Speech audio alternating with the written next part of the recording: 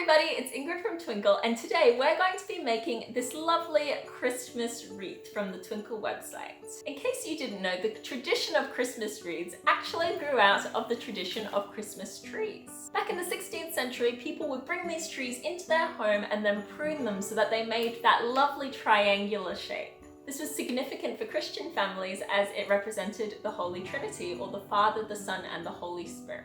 Now, because this was a time when people didn't have very much, they wanted to hang on to the things that they did have. So when they pruned the tree, a lot of them would collect the branches that they'd cut off and weave them into a wreath, which they would then display in their homes. Of course, we still love a good wreath today, and we make them out of all kinds of things, including paper. This Christmas wreath template that we're going to use today is available on the Twinkle website, and I'll make sure I leave a link to it in the description below.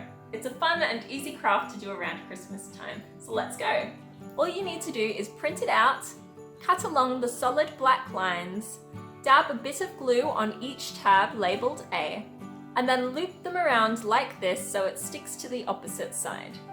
Press down firmly on each tab before moving on to the next one. Repeat the process until you have a tube that looks like this. Now dab a little bit of glue on the spot labelled B, curve the tube around so it sticks to the opposite side, and then dab some glue on point C. Now all that's left is to stick the bow on. Well done!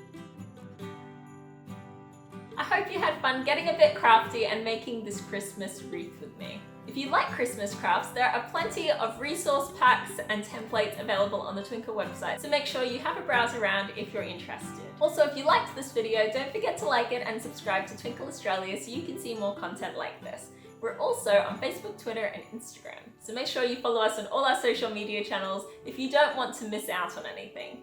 Thank you so much for watching, and Merry Christmas!